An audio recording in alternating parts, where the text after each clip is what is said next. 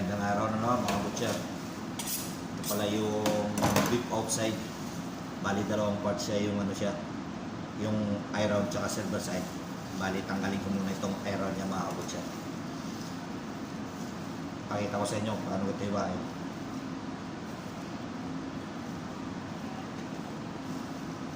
Hindi nyo lang makita kung paano tanggalin yung iron niya.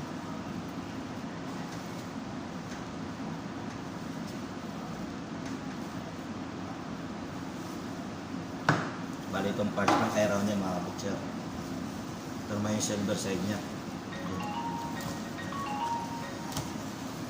Kaya pakita ko sa inyo paano ito iwakan. Yan, ganyan lang yan mga butcher.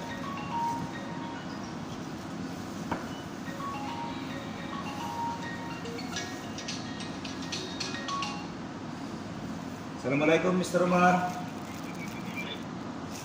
Yan mga kabutcher, tingnan nyo. Ganyan ang pag-iwan ng iron mga kabutcher. Yan. Bilis lang ito mga kabutcher.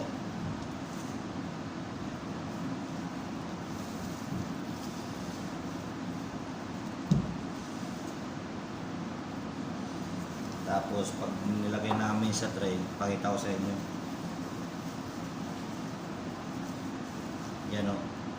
Yan ang iron pag nag-display kami mga kabutcher. Yan o. Ganda diba? Yan. Yan ang itsura ng iron mga kabutcher. Pakita ko sa inyo mamaya yung ano, silver side. Ito naman yung silver side. Trim lang natin ng konti mga kabutcher.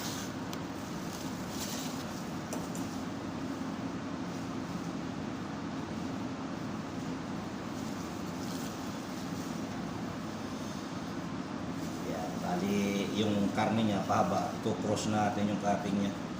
Yan ang mga butcher. Pakita ko sa inyo. Tinawagan ako para ni Omar. Nahanap si Ismael kung nag-joining na daw. Ismael. Si Omar. Automatic yun pare. Lilipat yun, no? Sabi ko hindi pa nag-join eh. Yan. Diba? Ganda niya mga kabutcher. Yan. Bali ito buo lang siya namin di-display kasi pwede gawin niyang roast. Kaya buo lang. Ha? Bukas daw. Kaya okay. Hanggang dito na.